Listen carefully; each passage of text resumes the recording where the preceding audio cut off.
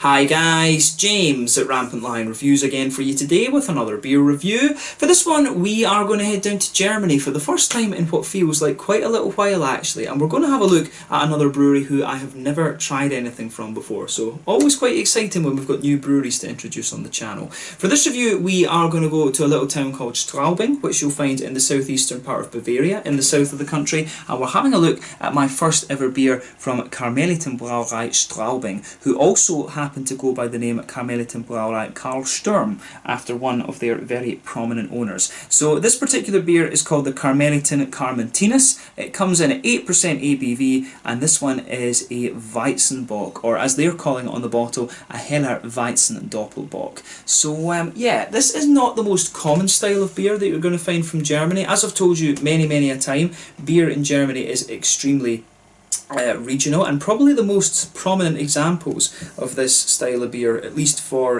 people who are not German, are most likely to be the Schneiderweisse Aventinus and also the Weihenstephaner Vitus. Those are probably the two Weizenbocks that you've seen in various beer shops around the world. So really curious to see how this one turns out. It's a style of beer that I really enjoy, but I just don't get to try all that many of them. So if you are watching from Germany and this is a style of beer that you like, do let me know what other ones I should try in the comment section below, because I always love reviewing my traditional German beers. As I've told you on the channel previously, my whole love of beer began with the Bamberg Rauch beers, thanks to my flatmate Daniel, who has been in a couple of videos here on the channel as well. A few years later I went to study in Heidelberg, over in Baden-Württemberg, and it was there that I really developed a taste for the Helles and the Dunkel lagers and things. So yeah, massive fan of my traditional German beer styles, and I always enjoy doing these reviews for you here on the channel as well. Do make sure you check out my friend Peter over at the Clueless Drinker. He's got some very nice German beer reviews as well. He actually used to live in Regensburg, very close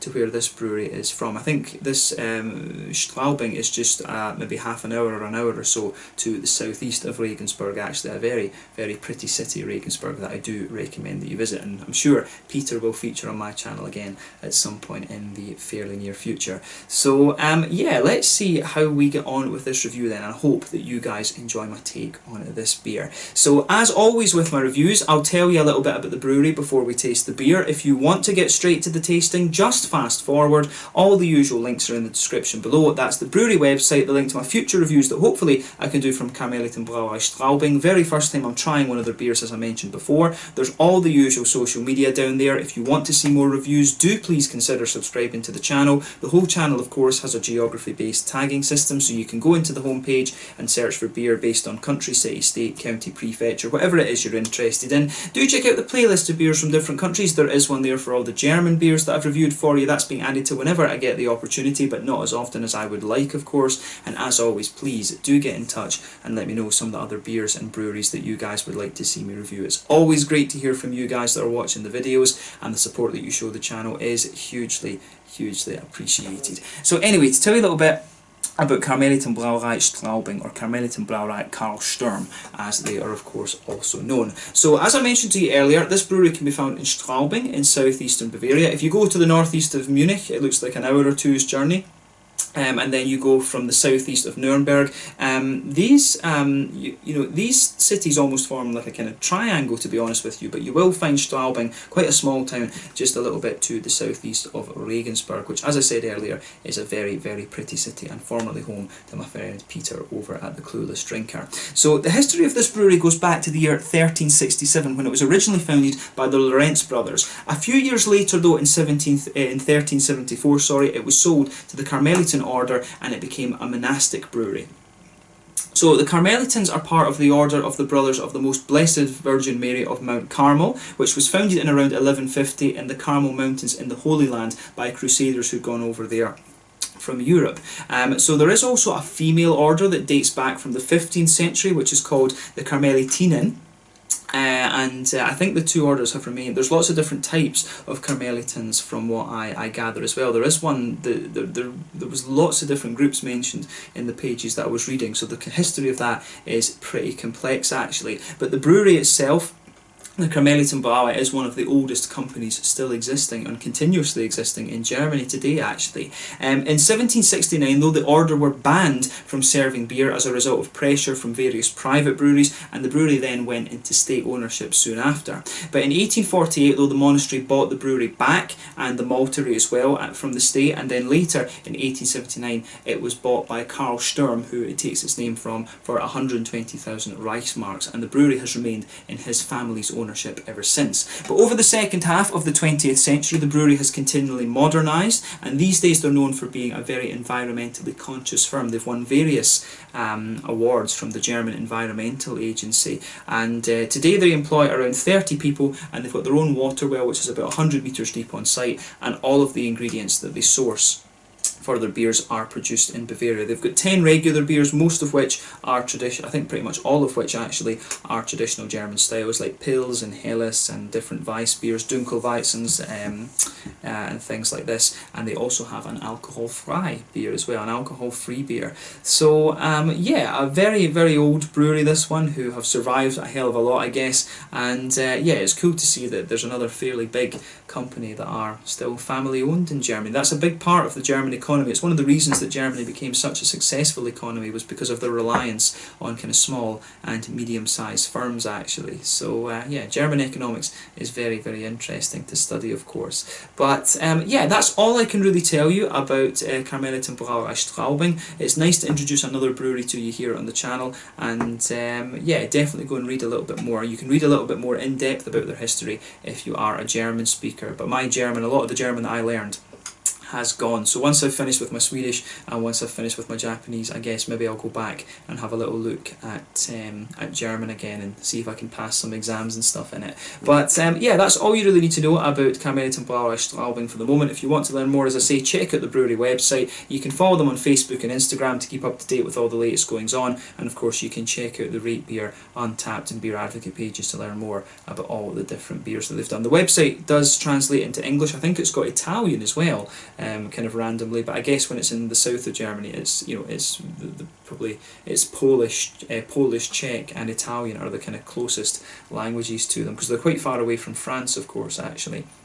But yeah, check out the brewery website and learn more about this brewery if you are interested. But yeah, let's get on and actually have a taste of this beer then. So I'll just let you have a little look at the artwork of this one before we open it up.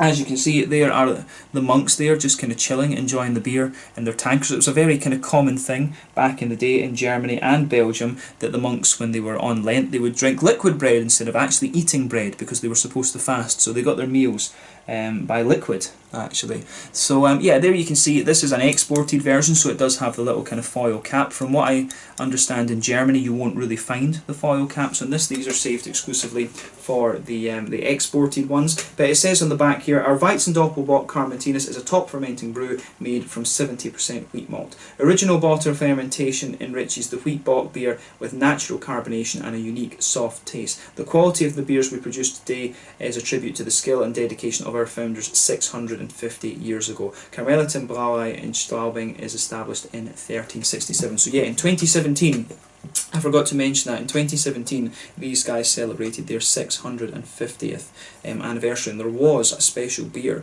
released for it, from what I gather, but I don't think it is available anymore. But this one was imported here into Sweden by We and Wine AB, apparently. So yeah, an 8% Weizenbock, this one. As I say, the two most prominent examples of this style of beer that you're going to find probably are the Schneiderweisse Aventinus and the Weinstefaner Vitus. So yeah, without further ado, let's get this guy out and we'll get on with the tasting. I'll just let you have a little look once again at the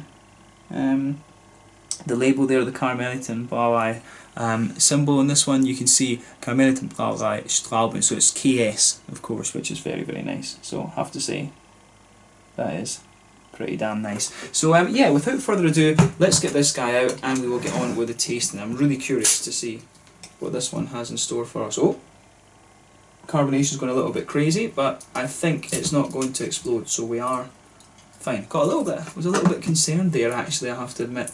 So yeah, oh, and it's just, I know it actually does have, if we take the foil off the top of it, it actually does have another kind of cap on it too. So yeah, there you can see there is a specific Karmelitin bottle cap there. So yeah, very, very nice. So yeah, let's get this guy out then and we'll get on with the tasting. Really curious to see what this has in store for us. I should say as well that normally you would serve this beer in a Weizen glass, you know, the tall Weizen glasses. I don't have one, unfortunately, but you know, the tulip glass is the best all-rounder, I think, for style. So it's actually very good for wheat beers as well, because it does have quite a wide open top on it, which lets a lot of the aroma and things that you would expect from the Weizens to come out too. So the next best thing after a proper Weizen glass is the tulip, but this is the glass. The tulip glass generally is the best all-rounder for lots of different beer styles. So yeah, this one, the carbonation on this is going a little bit crazy, so we'll just try and let it settle a little bit, because we can see the colour and things of it, and we can comment on that a little bit later. And I can tell that the head on this is going to go down fairly quickly. It must have just been because it's been sitting in the fridge for a little bit that it's gone kind of crazy like that. So yeah, Weizens usually do have very, very kind of thick heads and things on them, but yeah, this one I think it's maybe just because it's been sitting in the fridge for quite a little while. But yeah, as you can see with this one, this has poured a lovely kind of bright golden colour. This one is if it was a Weizenbock, I actually would have expected it to be just a little bit more kind of almost ambery than this, because usually from what I understand they put a little bit of biscuit malt or a little bit of kind of caramelly malt in the Weizenbocks. Usually the Weizenbocks, of course, are heavier in alcohol than the regular Hefeweizens. Usually a regular Hefeweizen is around 5%, usually between 4.8 and 5.2, if I remember correctly.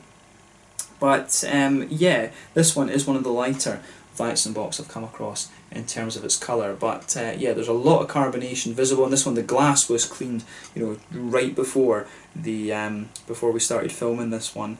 But yeah, I have to say, it looks very, very nice. But if I would probably guess this was just a kind of straight up Naturtrüb Hefeweizen if I was to look at it and smell it and things like that, because you can smell some of these lovely big Weizen notes coming out of the head there, out of the beer itself actually. So it's pretty obvious what style it is, just even when you're very, very far away from it. But yeah, this one looks very nice. There's a hell of a lot of carbonation just visible in this one, so yeah, that's pretty cool. So yeah, nothing overly surprising about this beer in terms of its appearance, just the head went a little bit crazy. You can see the head is nearly 2.5 fingers, and I would describe it as being, you know, I would certainly describe it as being very kind of pristine and sort of, it leans a little bit towards the creamy side of things. It's not a perfect white head, I would say, but it does look pretty nice. So nothing overly surprising about this beer in terms of its appearance. I just wonder why it was a little bit agitated when we poured it actually. It's maybe, of course, these things can be knocked when they're being moved around and stuff like that, but yeah, what can you do? But yeah, let's have a little look at the aroma of this one then and just see how we get on. Yeah, so straight away with this one, you get that lovely, big, doughy, white bready, wheaty quality that you expect of this style, of any Weiss beer pretty much. It's one thing I really do miss about living in Germany. The German bakers, I think, were some of the best in the world. The German bread, when you went into these little Bäckereis, were always really, the German bread was just kind of top notch. So you get that lovely, smooth, white German bready quality coming out of this one. Of course, you get that little bit of kind of brightness from the wheat as well, the little kind of wheaty, spicy note in it. There's some clovey notes in there, and the yeast, of course, is giving you a lot of different things as well. So you've got a little bit of that kind of banana quality in there, the clovey spice coming out, like I said, and yeah, it's kind of just got everything you'd expect. With this one, you can tell from the aroma it's a little bit more boozy, because there is a wee bit of a kind of biscuity aroma coming out of it. You do get a very light kind of sweet caramelly McVitie's digestive type biscuity note out of this one, but at the same time it doesn't smell quite as kind of sweet and caramelly and things as I remember the Aventinus or the Vitus smelling like. You know, I had the Aventinus not too long ago when I was in Munich, so it's a beer that I am, you know, pretty damn familiar with. But yeah, I mean, this one to me doesn't smell all that kind of sweet and caramelly when I think about it. But I certainly like how the aroma goes together on this one. It's got everything you would expect of the style, to be honest with you. And the more and more I smell of it, you can Almost smell that the bread, the kind of bready notes, the white bready base just really thickens up a little bit. The wheat, as I say, has a little bit of spice to it, but at the same time it comes across very smooth. You've got a wee bit of that, you definitely have a bit of that kind of clovey spice coming out of it, and you've got a nice little bit of a kind of sweet caramelly and biscuity note in the very kind of centre of your nose as well, which is great. I really like how all of that goes together. So yeah, the aroma coming out of this beer for me is very nice. I really like how that how all of that goes together. So big thumbs up for me on the malty side of things with this one. I've got a feeling this one might be it might feel a little bit lighter and a bit more drinkable than some of the other ones. It's one of the big things I had with Weiss beers was I used to love these before I went to Heidelberg, but then once I discovered the Helles and the Dunkel, I started to find the Weiss beers very heavy, and to me the Weiss beers, instead of being something that you could drink one or two of, it became something that you would drink one of and that was you. It became more of a tasting beer rather than a session beer. But that said, I don't really drink in session beer much outside of what the filming that I do, and usually if I go to a brewery I'm usually filming as well, so outside of the videos I tend not to drink all that much. So yeah, the aroma of this beer I think is very nice. On the hoppy side of things then, you've got a little bit of that typical kind of bright earthiness you'd expect of the Hallertau or Tittnanger hops. I think it's most likely to be Hallertau that's in this one, since it is a Bavarian beer, so you've got that nice little bit of almost sweet earthiness out of it. You get some nice floral aromaticity to the beer as well, quite bright, and then you've also got some of these kind of juicy it's almost a little bit citrusy and juicy. You've got that lovely lighter kind of grassy aroma coming out of the beer as well. But on the fruity side of things, you've got a little bit of a kind of peary ester to this one, a little bit of a lighter kind of grassy thing going on, maybe even just a wee hint of like apricot, dried apricot or something like that. So yeah, the aroma that comes out of this beer, I have to say, is pretty nice, but I don't find this to be the kind of sweetest Weizenbock that I've come across in terms of aroma. I think this one, to me, it almost comes across just like a regular kind of Hefeweizen, to be honest with you, but with a little bit, almost like a little tiny touch of a Dunkelweizen kind of quality to it. I've not reviewed a Dunkelweizen for you on the channel in a very long time actually, so I need to find a few of those to review for you at some point over the next little whiles. But I honestly can't remember the last Dunkelweizen that I reviewed for you on the channel, come to think of it. So yeah, take a little bit of time and enjoy the aroma of this beer. It's got everything that you would kind of expect from this style. So let's just put a little bit more in this one, we'll see, because we don't want the head to go overly crazy in this. We just need to pour it very slowly. And there we go, because the thing is with German beer, you do want it to have a good bit of head on it. So yeah, there we go, that should be a good level for us to try it now. So yeah, let's have a taste of this one then and see how it goes. As I always say, take a bit of time and enjoy the aroma of the beer before you get stuck into it, but I think this is going to be very nice. We've got about 2/3 of the bottle in the glass here, which is good. So this one is the Karmeliten Karmentinus, an 8% Heller Weizen Doppelbock, or a Weizenbock as it's more commonly known, from Karmeliten Brauerei Straubing in the southeast of Bavaria. Let's get stuck into this one. Slange, Skål, Prost.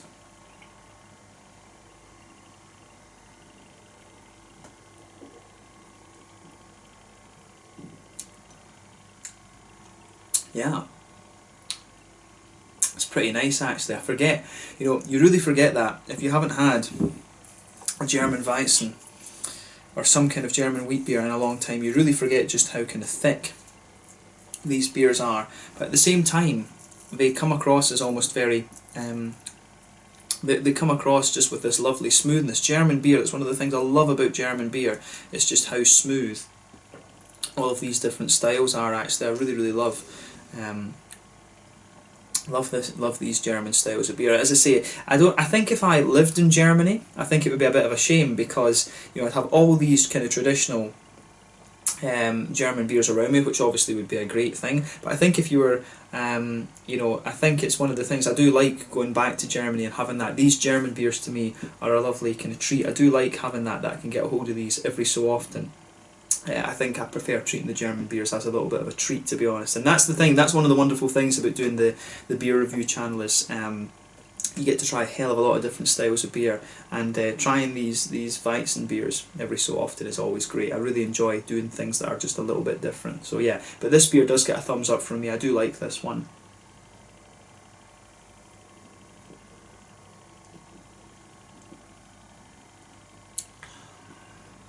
And the thing that's strange about it is the carbonation went a bit crazy, as you can see, but it is actually, you know, very, very smooth. It's really nice. As I say, this one, it's not the most kind of caramelly, and it's not the most kind of caramelly and sweet Weizenbock that I've come across before, right enough. It does come across like a very oily Hefeweizen, really, if we're being kind of picky about the style and things. But I really like how the flavour goes together on this one. So if you get the chance to try this, do have a go at it. Just be aware that it's not quite as thick and caramelly as the likes of the Vitus or the Karmentinus, right enough. But yeah, it is a solid beer, this one.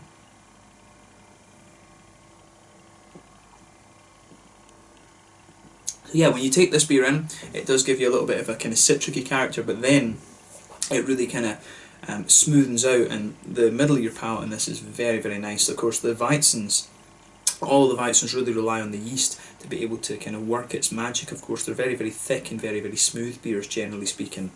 So yeah, let's try and kind of break down the flavour of this one then and describe it for you properly. So straight away with this beer, you can feel that nice kind of smooth, white bready, wheaty quality. That just blankets the middle of your tongue. If you go towards the back third of your tongue, you do get a little bit of a kind of white, kind of wheaty bitiness out of it. There is a wee kind of touch of a kind of spicy note out of this one. It's not kind of, it's almost just a tiny little bit kind of peppery or something like that. It's just a teeny little bit of a peppery note in the back third of your tongue. But in the middle third of your tongue, that's where the kind of complexity of the malt base comes out. So you've got that lovely kind of white bready, wheaty base there, and I feel that it kind of thickens up in the kind of middle third of your palate as well, actually, which I really like.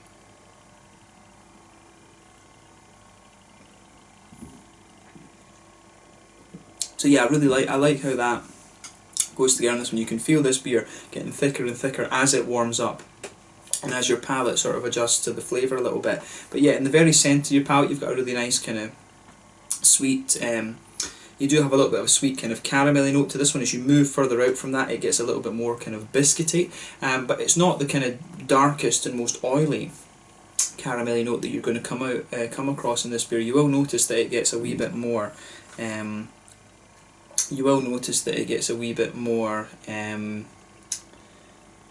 the sweetness comes out a little bit more as you go further into the aftertaste, but then you really get the banana flavours. Like if you go to the kind of front corners of your palate and then move back a little bit, you'll feel a little touch of woodiness kind of underpinning it, but then as you get further on top of that, you really get you get a wee bit more of a kind of banana type quality coming out of the beer. You really get those lovely kind of banana notes from the yeast coming out of this beer as well. But yeah, I'd say this is definitely one of the more kind of bready and banana-y leaning Weizenbocks that I've come across. The sweetness, the little bit of malty sweetness you get out of this one from the fact that it's a bock beer, you do get a little bit of that, but it's not as prominent as you might expect from the style. But in terms of the flavour profile and how the beer actually tastes, it does get a big kind of thumbs up from me. It's not the thickest of Weizenbocks that I've come across either, come to think of it. Let's put a little bit more of this in, because the other thing we have to remember is that these beers that are malt heavy like this, you do tend to get a wee bit more thickness out of them if you get everything into the glass. Because what you sometimes can do with these is you can roll them. You can usually roll them. There's not really too much in the way of sediment with this beer. When I look at the bottom of this, there isn't. Yeah, there's really not very much kind of sediment coming out of that one at all. So we have got pretty much everything in the glass with this one. But yeah, you usually do want to get the sediment from the Weizens into the glass. But yeah, we have got most things here. But you will find that these kind of thicken up a little bit as you get more and more of that.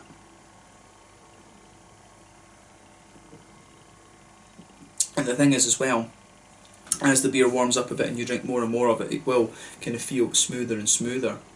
And yeah, the more that you drink of it, the more you get that, the more that you get of the kind of slightly caramelly biscuity note in the middle of your palate too. But yeah, On the hoppy side of things then, it is pretty much what you'd expect. In the back corners of the palate you've got a nice little touch of earthiness there. As you come further forward along the sides of the palate you can feel it gets a little bit herbal almost, but then as you reach the front corners of the palate you've got that nice little bit of a slightly bright floral aromaticity that you expect of the Hallertau hops. Round the very front curve of the tongue as well, it's a little bit lighter and more grassy in my mind as well. Very typical of the German noble hops actually. It's got that very distinct kind of floral, earthy, grassy kind of character that you expect of the typical traditional German hops. But yeah, on the front third of your tongue then, this is where you get the kind of interesting kind of fruity notes out of the beer. So on that front third of your tongue, that's where you get the nice oily bubble where the juicy fruity esters start to roll their way out of the beer. Around the front curve of the palate you've got a nice little bit of kind of grassiness sitting there, which is really very nice, and you can feel there is a wee bit of a kind of lemony citricy note to this one. But then as you go further back on the palate it gets a little bit, there's a wee bit of a kind of peary note to the beer, there's a little bit of a kind of apricot-y thing, and you can kind of feel the sort of, between the kind of front third of your tongue and the middle third of your tongue, you can feel the sort of big doughy notes, the sort of doughy, yeasty kind of qualities coming out of this beer. You can feel the kind of banana flavours just pushing their way in to the sort of apricot-y, the kind of apricot-y jammy flavours that are sitting at the back of that front part of the palate. But yeah, you really get a nice kind of peary flavour out of the beer and a little bit of that kind of grassy, citricy thing coming out of it too. So I really like how this one goes together. This beer, the fruit, I think the fruity side, the way that the kind of banana yeasty notes and the kind of fruity side of the beer goes together, I think that's the kind of highlight of this beer for me. And it really does, on the front part of your palate, it really does thicken up a little bit and give you some very nice flavours actually. So yeah, the flavour profile of this I think is spot on, and it really does get a little bit more kind of apricot-y and banana-y the further you go into the aftertaste. The peary notes come out of it very nicely too. But yeah, I really like that side of the beer. The doughy, yeasty and fruity part of this beer are the kind of highlights for me. So yeah, in terms of the mouthfeel of this one then, as you'd kind of expect from this style of beer, it is pretty full-bodied. I would say that it's at the bottom end of full-bodied though, in fairness.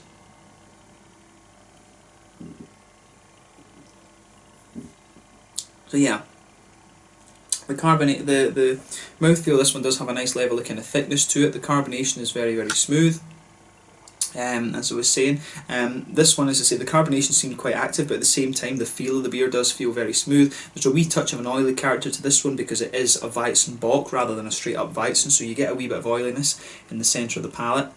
In terms of bitterness and things, I think we're only looking about 15 IBUs, if that. It might even just be 10 IBUs in this one. The Weiss beers generally, all of them, are not known for their bitterness, unless of course it is a Hopfenweisse, which is a very nice style of beer I have to say.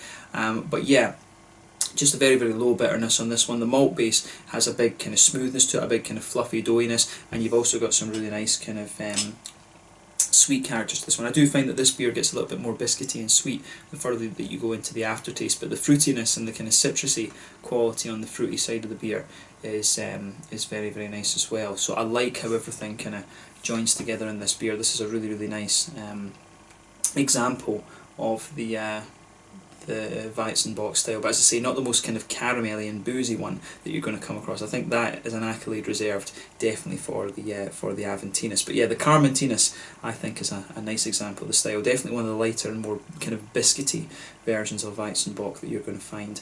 So yeah, thumbs up to Karmeliten Brauerei Straubing for this one. I think it's a nice example of the style, and it certainly makes me curious to try a few more of their other beers. So yeah, let's leave it at that for this one.